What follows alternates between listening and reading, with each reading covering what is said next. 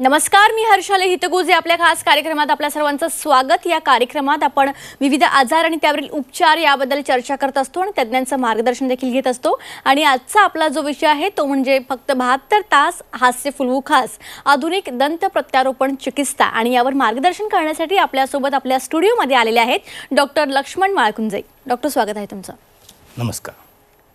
Doctor Laxman माळकुंजे हे MD मॅक्सिलोफेशियल surgeon आहेत, मुख्य शल्य चिकित्सक आहेत आणि BDS government dental college Aurangabad येथून त्यांनी पूर्ण केलेलं आहे. आणि त्यानंतर MDS ओरल सर्जरीमध्ये भारतातील अग्रगण्य कॉलेज KGMC लखनौ येथून त्यांनी पूर्ण केलेलं आहे.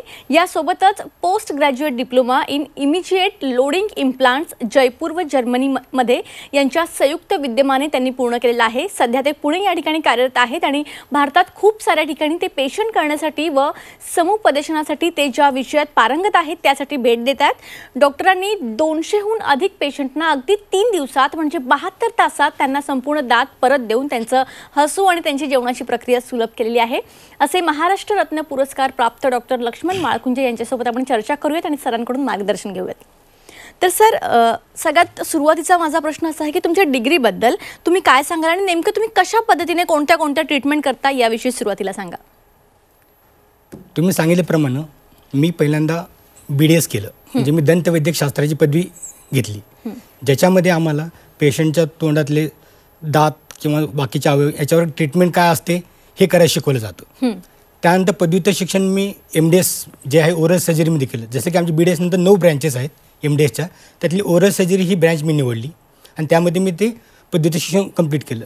यामध्ये आम्ही तोंडाच्या और चेहऱ्याच्या शस्त्रक्रिया जसं की अक्कलदाढीची शस्त्रक्रिया असतात, जबड्याचे फ्रॅक्चर झाले त्याच्या शस्त्रक्रिया असतात, हाडामध्ये झालेल्या काही गाठी असतात त्यांच्या काही शस्त्रक्रिया असतात.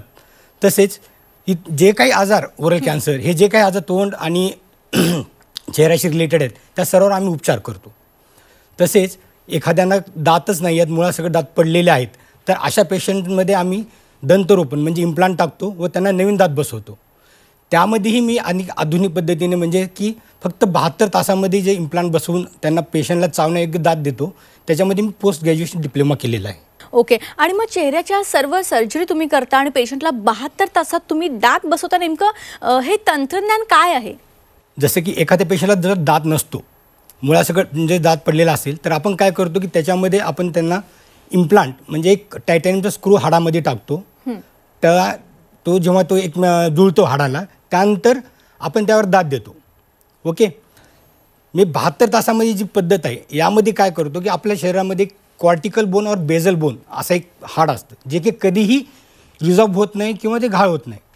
तर ह्या सायन्समध्ये आपण तो इम्प्लांटचा स्क्रू टायटॅनियमचा स्क्रू त्या ठिकाणी टाकतो, जेणेकरून त्या हाडाची झीज कधीच होत नाही, त्यामुळे ते खूप दिवस टिकतं. आणि विशेष म्हणजे हाड हे खूप टणक असतं. टणक असल्या कारणाने त्या पेशंटला 72 तासामध्ये लगेच चावता येतं. सो हे कॉर्टिकोवेस्क्युलर सायन्स हे आधुनिक आहे, जेणेकरून की पेशंटला 72 तासामध्ये चावता येतं. ओके. डॉक्टर, मग याचे फायदे काय आहेत ते सविस्तरमध्ये सांगा. आणि त्याचबरोबर यामध्ये आणि कन्व्हेन्शनल इम्प्लांटमध्ये नेमका काय फरक दिसून येतो, काय फरक असतो? कन्व्हेन्शनल इम्प्लांट असो किंवा बेझल इम्प्लांट जे की मी करतो, ह्या दोन्ही पद्धतीनं पेशंटला दात तर येतातच.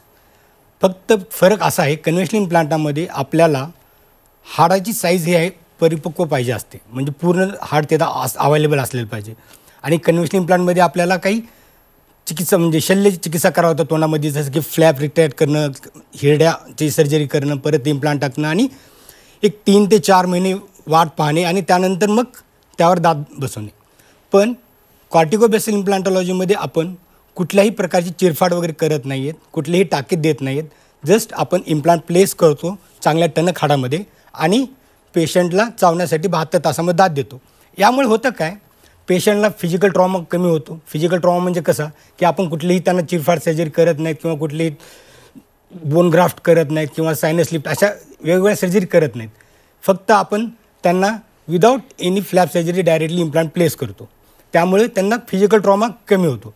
तसेच सोशल ट्रॉमाही कमी होतो. सोशल म्हणजे काय, समजा आपल्याला पायऱ्या वगैरे असेल, आजार असेल आणि तो एखादा उच्च शिक्षित असेल किंवा समाजामध्ये वावरणारी व्यक्ती असेल, तर त्याला काय होतं की आज दात काढले, त्यानंतर 3 महिने वाट पहा, त्यानंतर परत स्क्रू लावा, परत 3 महिने वाट पहा. हा एवढा जो कालावधी आहे 6 ते 9 महिन्याचा, तो कालावधी तो विदाऊट दात राहू शकत नाही आहे, कारण त्याचा मग पूर्ण कॉन्फिडन्स लूज होतो.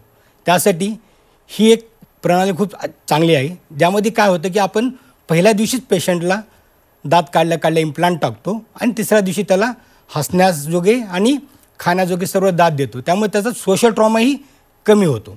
तसेच इकॉनॉमिकल ट्रॉमाही कमी होतो. इकॉनॉमिकल ट्रॉमा म्हणजे काय, कारण की जे विविध सर्जरी आहे, एक्स्ट्रा सर्जरी आहे, जे सायनस लिफ्ट म्हटले किंवा बोन ग्राफ्ट, जे हाड आपण टाकतो, ह्या ज्या सर्जरी टाळतात, त्यामुळे जो खर्च वाढतो एक्स्ट्रा, तो यामध्ये कमी होतो, कारण की आपण ह्यात तसं कुठल्याही गोष्टी करत नाहीत, जेणेकरून पेशंटला हा physical, social and economical trauma होत नाही.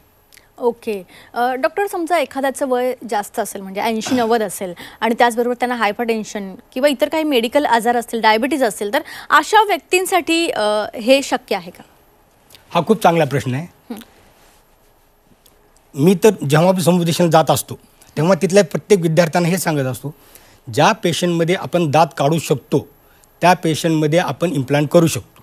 म्हणजे साध्या भाषेत असं आहे, हायपरटेन्शन किंवा कुठली मेडिकल डायबिटीज, स्मोकर आल्सो, अशा प्रत्येक कंडिशनमध्ये आपल्याला हा इम्प्लांट टाकता येतो.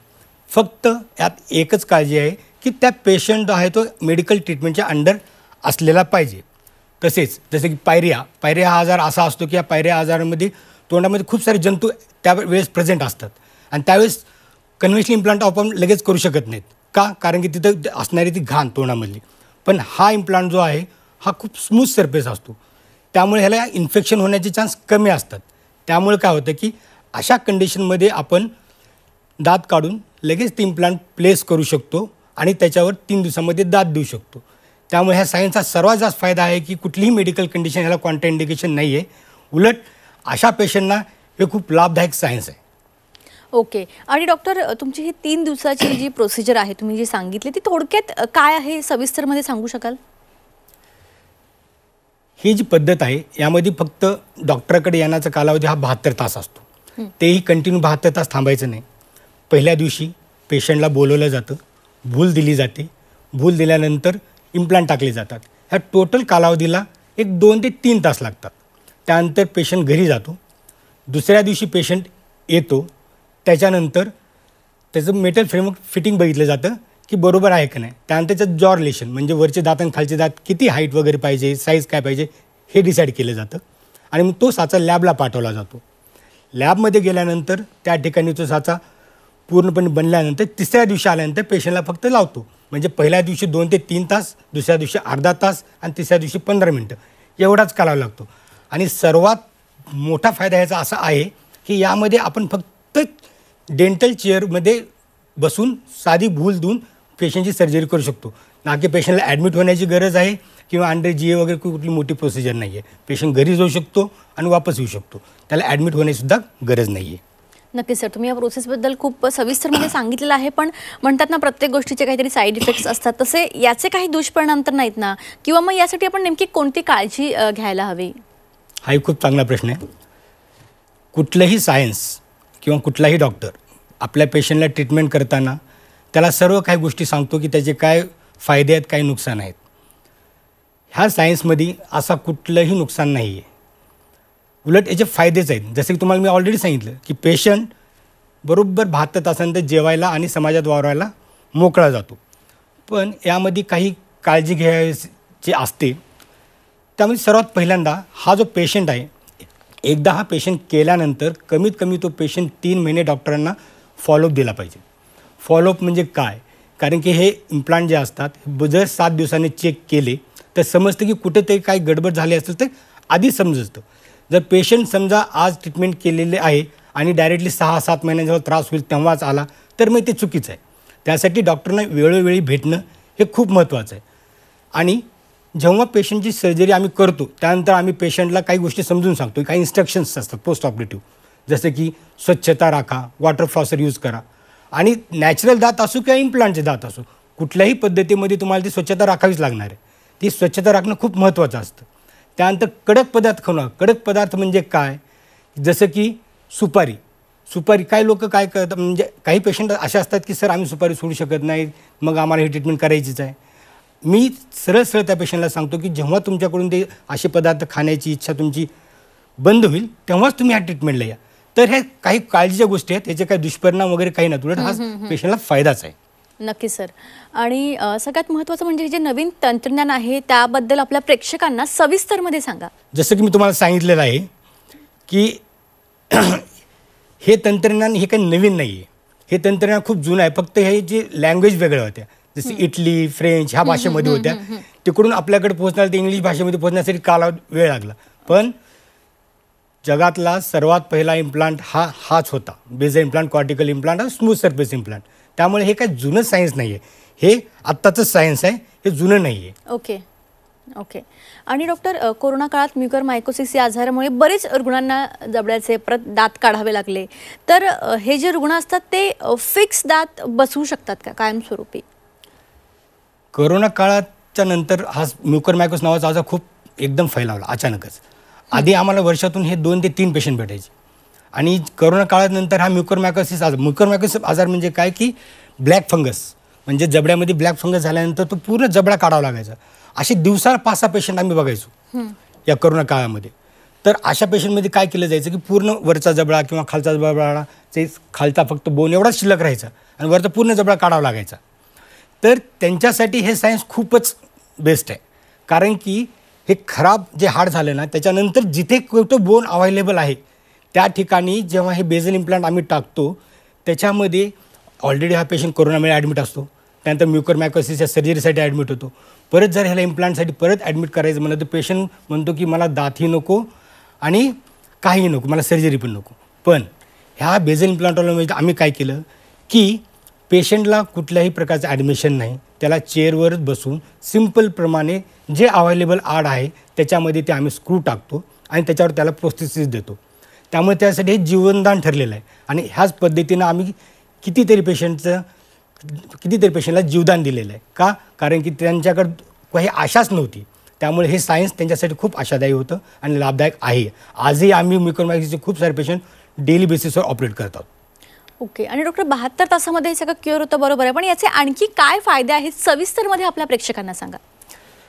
समजा एखादा पेशंट, मी पुणे इथे स्थायिक आहे, एखादा पेशंट माझ्या गावाकडून येत असेल तर त्याला काय वाटतं की डेंटलची ट्रीटमेंट आहे, यासाठी तुम्हाला 2 ते 3 वेळेस तिथे जावं लागेल किंवा 6 ते 7 वेळेस जावं लागेल, म्हणजे एक 6-7 महिन्यामध्ये मला कंटिन्यू चक्रा माराव्या लागतील, त्यांच्याकडे जावं लागेल. तर 72 तासाच्या ट्रीटमेंटचा एक सर्वात मोठा पेरिफेरीच्या लोकांना असा फायदा आहे की त्यांनी फक्त 3 दिवस यायचं आहे.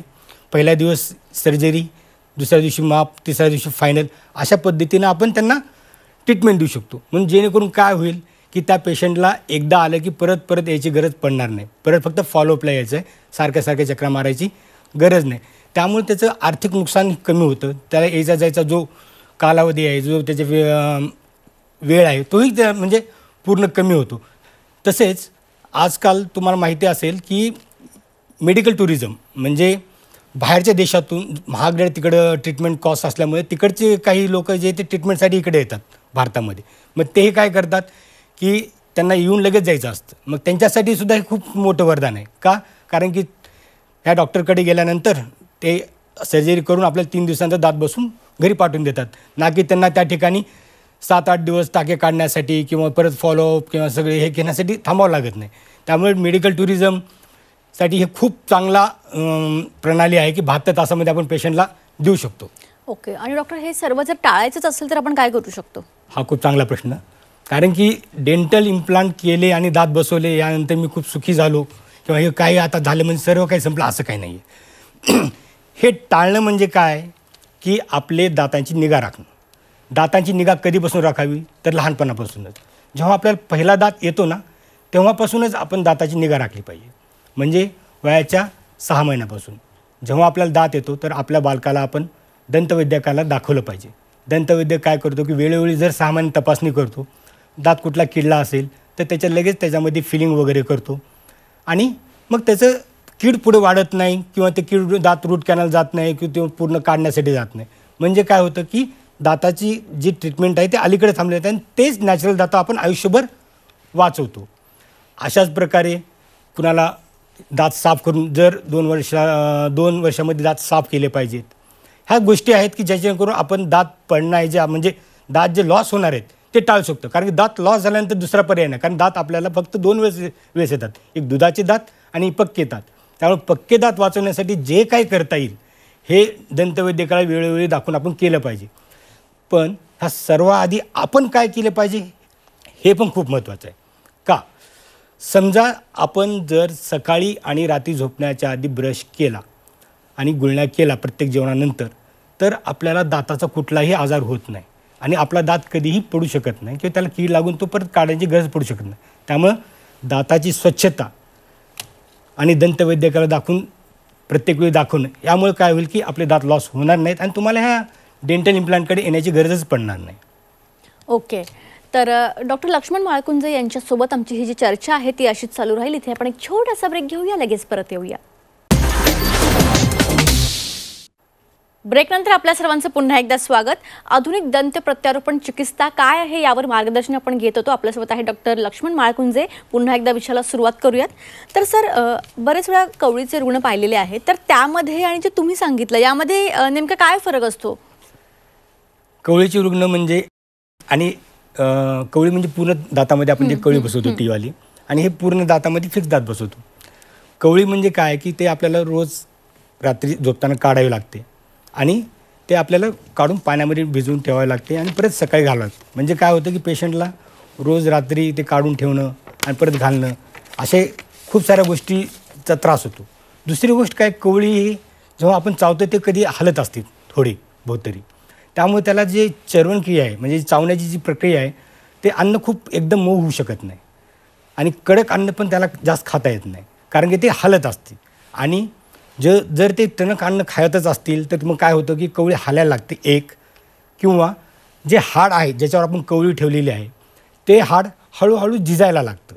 मग ते झिजल्यामुळे परत कवळी ढिली होते, परत अन्न चावायला अडचण येते, मग परत पेशंट डॉक्टरकडे येतो, परत नवीन कवळी बसवावी लागते. म्हणजे हा टप्पा कंटिन्यू चालूच राहतो की कवळी बदलायची आहे, कवळी ढिली झालेली आहे, जेवायला जमत नाही आहे, आणि हे काढून ठेवणं.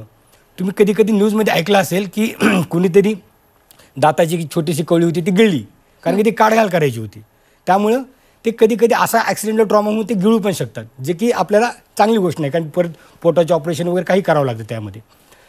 त्याच्या मानाने ही फिक्स पद्धत म्हणजे काय, याच्यामध्ये जे आपण डेंटल इम्प्लांटनंतर जे बसवतो ना, हे दात काढणे फक्त डॉक्टरांना जमते, ते पेशंटने काढायचे नसतात. पेशंटना फक्त स्वच्छता ठेवायची असते.